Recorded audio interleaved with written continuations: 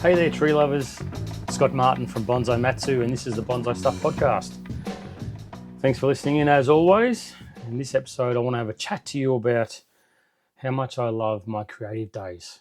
Now, a lot of what I do, and a lot of what all of us do, is as your collection evolves over time, you get more into a maintenance sort of phase with your trees, and that whole being creative, starting from scratch stuff really doesn't always fit into the agenda when I'm working with trees. So I want to talk about that. I want to talk about, obviously, we're close to, we are at the end of the first month of our autumn period.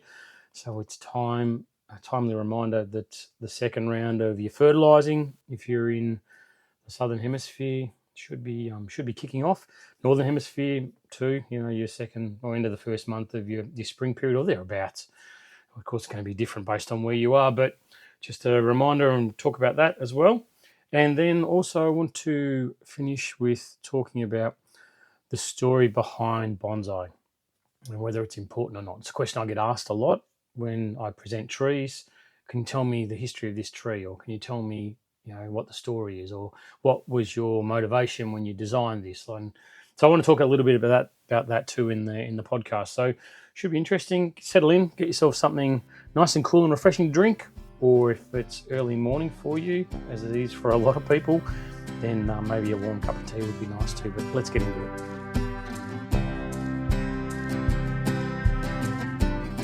When I think about bonsai and some of the reasons why I love bonsai, one of the main things, obviously, is spending time with trees, but I also love the fact that there's that artistic outlet that we get to create something, which, if you're anything like me, my drawings are pretty much stick figures, always have been. I've always been amazed by, friends of mine that maybe are very talented artists with take a pen and a blank piece of paper and make something amazing. And I've never had that skill, not one iota of that skill in my body. I wish I did. It's one of those things that I sort of have a lot of envy for people that can do that sort of thing. And when I came across bonsai, I found that there's a lot to learn with it. There's a lot to go with bonsai. It's never, which makes it really interesting too. I love the horticultural side. I love plants. I love trees. I love any of that stuff. So getting a tree to survive and thrive and get stronger and stronger inside a controlled environment really, really triggered something in my brain that I just absolutely loved. And the thought of them going backwards and dying just sends shivers up my spine. But that whole ability to be able to get something to thrive in that environment is challenging and rewarding at the same time. If it's done right, that is, of course. But then you throw on the artistic side of it as well, the creative side when it comes to bonsai. I reckon that's the icing on the cake for me, because you can, within the constraints that we all know about, we can build something, we can make something, we can put something on a path and a plan. And I think that one of the hardest parts to get your head around is the plan part, or is the progress and what's going to happen when. Like, is this a 1 year plan? Is it a 20-year plan? Is it a forever plan? Like, when does it sort of stop, and how do you know how far you can push things before they're going to break, or before it's going to take a backward step? Like, when have the creative juices got to stop flowing, and when do the horticultural juices have to start kicking in to say, hey, listen, you've done enough now on this tree? And that's, a lot of that is experience. A lot of that is solid advice from people. A lot of that, unfortunately, is learning things the bloody hard way, which is, I put my hand up, that was me. You push things too far, you realize it's too far only when it's way too late for the tree to survive. And next time you maybe don't go quite as far, and you start tapering back on the work that you're doing. But anyway, what I want to talk about is, I had an opportunity the other day where there was a gap in everything I had to do. It was a beautiful time. there was no workshops, there was no customer work, There was no planning. There was no admin work that needed to be done on the business, which is the biggest killer of anyone that does bonsai is doing admin. It sucks the creative juices out of your body completely, sitting there in front of a computer screen, nutting out payments and whatever else. But to have these couple of days up my sleeve to where I could just be creative and just do what I wanted to do, and really take a raw piece of material that I've grown from a cutting from 10 years ago that's really had very little work on it in between, and say, okay, now's your perfect chance. You've got time. Let's see what you can do with this piece of material. Let's see where this tree is going to get to, because it takes, I think, a lot of sit down time for me, a lot of sitting there with a coffee in front of the tree with my feet up and just sitting back looking at the tree going, what's the best front, what's the best angle, where am I going to go with this? And I've got to say that I thoroughly love that time. I love it when I get to just stop, when there's no time constraints, when there's no pressure. I can just sit and look at things and know that there's no stopwatch on this. It's not a limited time for a workshop for somebody. I can just really sit there and enjoy it and soak it up. And often I find that when I come to a decision, it's pretty much the first thing that I thought of maybe half an hour earlier. But I think examining all different sides of the argument and looking at the different possibilities and thinking about what I've got to do to get to that next phase and plotting out and charting a course in the back of my head, it really is such a positive experience for me that I love it. And I always think back to the promise that I made at the start of the year was that every tree takes a step forward. So no longer are these trees going to sit in the back of the yard where maybe they don't take the front spotlight. It doesn't need to be a lot. It doesn't need to be a massive restyle or a trunk chop back to a stump for it to take a step forward for me. It's just got to be a step forward. So these creative days where I get to sit down and just let it all flow from me was great. There was some junipers in the mix where I got to create deadwood and think about the design of these things. And one I've put into the category that it's a wind affected tree, so it's sort of all on one side with some nice deadwood on the outside. Got to create some shari lines on the tree and a little bit of wire here and there, but not too much. It was more about thinking, okay, so the next phase for this tree is going to be, that's got to grow. That's a tiny little branch. It's got to become something more significant. I'm not going to force this thing to be a beautiful photo. I'm just going to take the steps that I need to take so then it can get to the next point.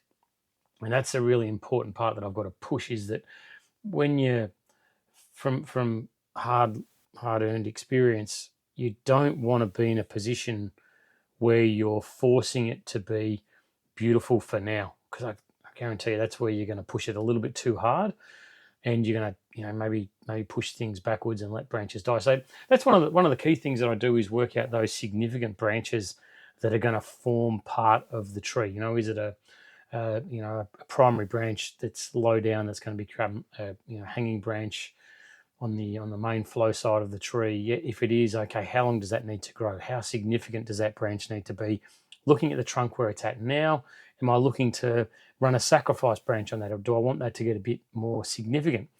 Or do I want a sacrifice branch just to help with that creation of the shari lines where the live veins then start to swell? If I want to push that, then okay, my focus is on some extension work around different parts of the tree that will really help with that healing process around the work that I've done. And I'll allow some of the primary branches that I want to sort of grow out to extend as well. If I need growth back in further on branches, am I better off tip pruning those branches to then force that growth back in? Is it too strong in the apex? Like are resources being taken from those lower regions that are super important to the design of the tree to be sucked up to the apex of the tree? And invariably, every tree that I looked at, that's exactly what was happening. Was the internal parts of the tree were struggling, still alive, but struggling. And I was having too much focus on resource allocation to those strong dominant areas of the tree. So you're sort of smashing out the pruning work, not with any real finesse in mind, because I I don't care what it looks like at the end of the session. What I care about is it taking that step forward. And this day was great. I never lose focus on that. This is going to be something that I want to enjoy the journey. I want to enjoy that path. I want the tree to, yeah, some of it might be considered harsh work, but by doing it in stages to the tree, you're not overwhelming the tree, and you're not under a time constraint to. Well, I find I'm not under a time constraint to finish the job off. So therefore, if I do parts of it that I know are stressful, then focus on other areas to say, okay, you're allowed to grow here, you're allowed to grow there, you're allowed to do this, you're allowed to do that, but you're not going to do it here, you're not going to do it there. And I want to really push some more resources down in this area here. I review repotting. Does it need to be repotted? It's sat up the back of the bench for quite a long time. Is that something that I need to put on the agenda for later this year in repotting season? Fertilizing, how's that looking? Does it need to be souped up a little bit more? Do I need to, push this thing along a little bit more? What about positioning on the bench? Has it been, maybe shaded too much? Does it need to go into a separate area where it's going to get a bit more of the sun's resources? Is the watering adequate for this? Does it need to be in a more primary position? And so while I love the creative days, and I really do enjoy that time where it's that in-between phase for me, and I just get to do whatever I want to do with my trees, and I get to pick these project trees and really work on them. Once I've been through this initial sort of, creative phase, then it moves into a more developmental phase for that tree. It goes from being a raw piece of material to say, okay, now you're on a plan, which means that, come end of January next year, for instance, you're in the group now that has to be pruned with the rest of my junipers, because I can't let this continue on. I'm going to start really narrowing down and refining certain areas of the tree while developing other areas of the tree. But anyway, I just made a note to myself to talk about it, because I think that for me, it's so easy to get trapped in, it sounds terrible, but to get trapped into the maintenance cycle of my trees when they all get to a certain point. And, there's little bits of development happening, but not massive changes to the trees, unless, something's forced upon me by a branch falling out of the sky and taking off half the tree. A lot of it gets into that developmental phase, which means that my creative juices tend to slow down a little bit, and maybe they're not quite as flowing. So I just encourage you that when you feel that happening for you and you start to lose that bit of a spark, reinvest into creating something fresh. And it can be from planting a seed to taking a cutting to picking something from the back of the bench like I did, which was really refreshing to me. It gave me a real spring in my step, to be honest, and it's something that I never want to lose, that creative time, that one-on-one time with some fresh piece of material that's in my collection that I can put on the path to becoming a bonsai, because it's probably one of the most important parts about my bonsai journey, to be honest. Right, now I'm not going to bang on about this, but look at the time of the year that it is. So we're sort of getting towards the midway point of our autumn period. If you're listening to this when it first comes out, if it's delayed, well then obviously adjust. But it would be absolutely remiss of me to not talk about fertilizing again at this time of the year. It's time now. This is my community service announcement. It's now time for a second round of fertilizing. If you're using something like a tea bag fertilizing method like I do, if you're liquid feeding, if you're using something like a slow release, it's definitely worth having a look at it to do it again, and just make sure that you're absolutely doing the right thing by your bonsai. It's such an important time of year. It's game changing. It's one of those things that for me, this is the reason why I go on and on about it. It's so easy to do with certain methods. Sometimes it can be hard and painful, but I've got a lot of trees that I have to look after of mine, and I know that when I am working on getting the fertilizing ready, it's like, oh God, it's so painful. It's hours of work, but really, there's 400 trees that get fertilized, and all it does is it takes me, maybe an hour and a bit to get everything ready for the month. And that's a month's work done.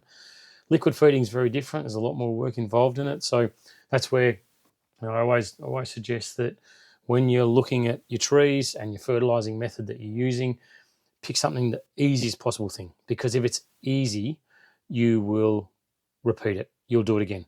If it's difficult, if it's painful, if you need to allocate some of your serious important time to fertilizing, then I'll guarantee it'll be one of those things you might do once throughout the autumn period, and you'll sort of go, yeah, I fertilized. Did you do it enough? Honestly, you'll probably, when someone like me asks you, did you fertilize? Yep, certainly did.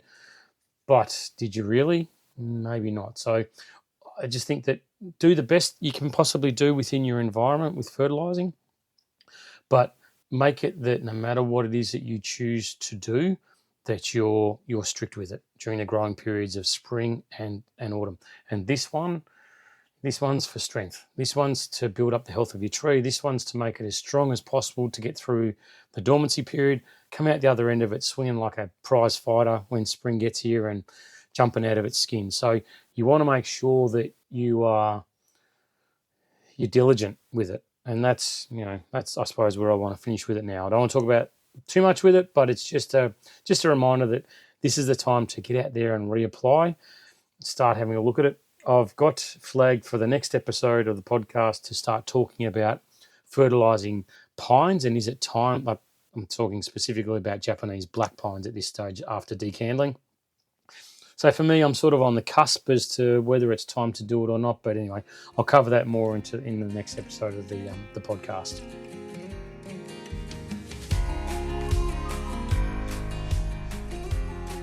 Do your bonsai have a story about them? Do they need a story? Is it important for you to have a story about your bonsai? I don't know. I get asked a lot. I get asked, what's the story behind that tree? Tell me. I want to know from the time you picked the seed off the tree until now.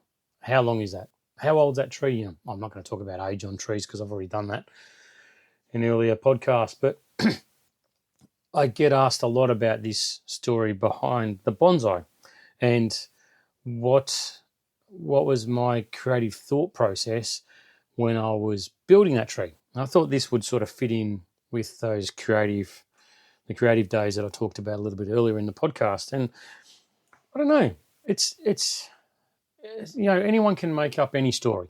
And I'm not saying that people do, but I can't tell you how many times I've seen a photo of a tree, especially when it's up for sale, that the heritage comes out on that tree. And that's such and such a famous tree. It's, styled by such and such and in such and such a time, and so and so. I'm not going to use names, but everyone, if you're in Australia, you might know some of the names that I'm talking about, where that was grown by such and such. And you look at the tree and go, yeah. And I don't mean to be offensive about this, but it's not a great bonsai. Like, it hasn't been cared for. Just because, I'll use my name. So let's say somewhere down the track, long after I'm dust, someone turns around and goes, oh, that's a Scott Martin tree. Does that make it worth more money to people? And this is my opinion, right? This is my podcast, so I can say whatever the hell I want. But no, I'm just trying to sort of extrapolate or build on what my thought process is for the story behind trees and the heritage and all that sort of stuff. Let's say it's a Scott Martin tree and whatever. And I do, let's say I do achieve my lifetime goal of having the best bonsai in the world. And this tree that's, put on display or whatever, that isn't clearly the best bonsai in the world. And it's maybe, not even B grade, maybe it's C grade at best. Maybe it was a nice bonsai at one point, but it's been let go to hell and it's scrappy. It's maybe had a lot of dieback on it. Just because I had my fingerprint somewhere in that dirt, does that make that tree, a heritage tree or worth more? Is the story behind that tree more important than the current picture for that tree? And I don't think it is. to be honest. And I don't mean that. I don't mean that disrespectfully to anybody in the entire world. But to go on about the tree's story, it's nice to know that stuff. Does it make it important? Like, yeah, you look at a bonsai, and it's beautiful. It's magic. It looks fantastic. It's got lovely structure. It's got lovely styling. Bark on it's beautiful. The pot's magnificent. The foliage is so healthy and strong with this tree. You look at it and go, that's a tree that I want. And then someone goes, what's the story behind that tree? Tell me about the past. Okay, I bought it 5 years ago as nursery stock. It was grown from a cutting from somebody. God knows how old it is, but it looks good. It could be, for all I know, it could be 10, 15 years old. But I've had it for sort of 5 years, and in that time I've styled it. I've made it beautiful. I've made it really healthy. I've got into a lovely pot. I've focused on the root growth for this tree. I've made it as healthy as it possibly could be. Being that it's a young tree, does that make it worth less? Or does it make it worth more than a tree with heritage? Like, with a story behind it. Such and such, when they first, the convicts were dropped in Australia, they took a seed from their pocket they had bought from a homeland, and they put it in the ground, and that was, seeds were harvested off that tree, and it was grown into a bonsai, and here it is now, like a sickly stick in a pot. Does that make that more valuable? And I don't know if it is. I think it's about how we perceive a tree. I'll take that tree that I talked about that's super strong and healthy. It's maybe 10, 15 years old, developed over 5 years, made into a beautiful butterfly from a pretty average piece of nursery stock, which a lot of them are, and that's just what they are.